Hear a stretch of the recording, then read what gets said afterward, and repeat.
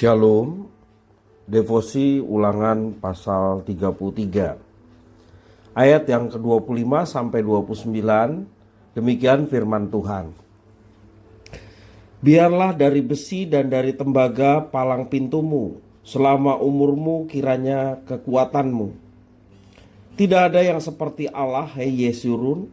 Ia berkendaraan melintasi langit sebagai penolongmu, dan dalam kejayaannya melintasi awan-awan. Allah yang abadi adalah tempat perlindunganmu, dan di bawahmu ada lengan-lengan yang kekal. Ia mengusir musuh dari depanmu dan berfirman, punahkanlah. Maka Israel diam dengan tentram, dan sumber Yakub diam tidak terganggu di dalam suatu negeri yang ada gandum dan anggur, bahkan langitnya menitikkan embun. Berbahagialah engkau, hai Israel. Siapakah yang sama dengan engkau?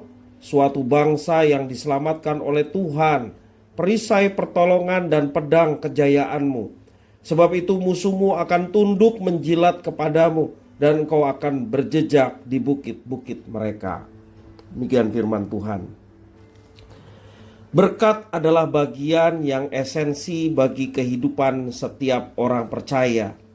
Dalam kegiatan sehari-hari kita berdoa untuk meminta berkat. Dalam beribadah, salah satu unsur liturgi gereja tidak tergantikan adalah ucapan berkat, khususnya di akhir kebaktian atau akhir ibadah. Namun harus diingat bahwa berkat hanya berasal dari Tuhan, karena dialah sumber segala berkat. Musa tidak diperkenankan Tuhan untuk masuk ke tanah Kanaan, tetapi ia diperkenankan untuk menyampaikan berkat kepada orang Israel sebelum ia mati. Di dalam ayat yang pertama menjelaskan demikian. Inilah berkat yang diberikan Musa, abdi Allah itu, kepada orang Israel sebelum ia mati. Musa mengawali berkat itu dengan menampilkan Tuhan, sang sumber berkat. Dialah yang memberkati umatnya sejak mereka berada di Sinai dan di sepanjang perjalanan mereka menuju tanah perjanjian. Hukum Taurat menjadi bukti pemeliharaan Tuhan atas kehidupan mereka sebagai milik Tuhan yang kudus, dan juga bukti kasih-Nya kepada mereka.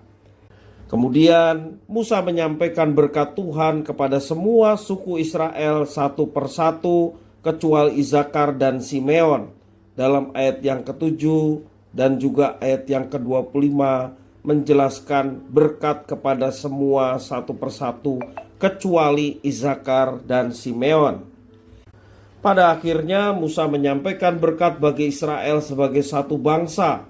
Bahkan akhir ini berisi pengakuan akan Tuhan sebagai Allah yang hidup dalam komunitas Israel, Allah sebagai penolong dan penyelamat. Berkat tidak muncul sendiri, tetapi selalu dihubungkan dengan nama Tuhan. Orang yang menyampaikan berkat hanyalah seorang pengantara, sedangkan yang berperan aktif sebagai pemberi berkat adalah Tuhan. Dalam ibadah gereja baptis, di akhirnya selalu ada ucapan berkat atau doa berkat yang disampaikan gembala sidang atau pendeta. Pendeta gembala sidang hanya pengantara. Sumber segala berkat adalah Tuhan sendiri yang memberkati jemaat. Berkat terus disampaikan dari zaman ke zaman. Pada masa perjanjian baru, sebelum ia naik ke sorga, Tuhan Yesus juga memberikan berkat-berkat kepada para murid agar mereka dapat menjalani misi pemberitaan Injil. Seperti tertulis di dalam Matius pasal 28, 19 sampai yang ke-20. Sepenting itulah berkat bagi umat Tuhan, maka jangan kita abaikan penerimaan maupun pemberian berkat. Biarlah keluarga, gereja, dan pertemanan menjadi wadah bagi kita untuk saling membagikan berkat Tuhan. Kita sebagai pengantara yang Tuhan pakai dengan setia. Hidup manusia begitu terbatas. Sebelum kematian datang, biarlah berkat menjadi bagian yang tidak lepas dari kehidupan kita. Dan jadilah pengantara bagi Dia, Tuhan, untuk menyalurkan berkat-Nya kepada sesama. Tuhan Yesus memberkati.